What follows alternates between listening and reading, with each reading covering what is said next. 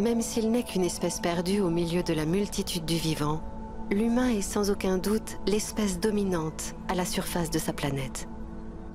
Mais par quels critères se manifeste cette supériorité? Malgré plus de 7 milliards d'humains sur Terre, l'homme n'est pas l'espèce la plus abondante. Loin de là. Les hommes sont par exemple 3 fois moins nombreux que les poules. Même en comptant la masse cumulée de tous ces individus, la biomasse, l'humanité ne pèse pas plus lourd que les fourmis. Les humains ne sont pas non plus les plus grands, ni les plus forts, ni ceux qui vivent le plus longtemps. Si certains requins ou tortues vivent aisément plus de 200 ans, les coraux et des éponges vivent plusieurs milliers d'années.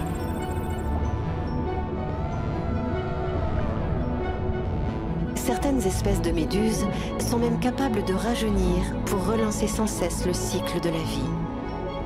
Sans accident ou prédateur, elles pourraient être immortelles. Et si on les compare aux autres espèces, les humains sont d'une fragilité déconcertante.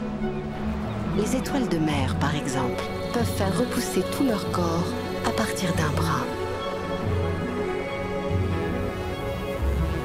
Le Moloch hérissé peut tenir des années sans boire autre chose que les rares gouttes qu'il récolte sur sa peau.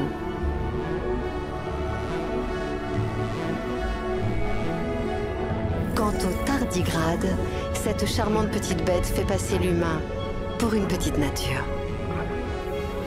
Il résiste sans problème et pendant des années aux milieux intensément toxiques et excessivement salés, aux températures de plus de 150 degrés ou de moins 270 degrés, à la suppression totale de nourriture, d'eau et d'oxygène, à des pressions de plus de 1000 fois la nôtre, au rayonnement X et même au vide de l'espace.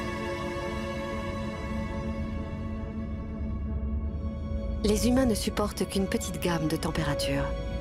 Leur peau est très fine, leurs organes faillibles et leur physiologie chétive. On pourrait même se demander comment cette espèce a survécu jusqu'ici. Au regard de son extrême fragilité, la supposée domination des êtres humains ne semble-t-elle pas insignifiante ?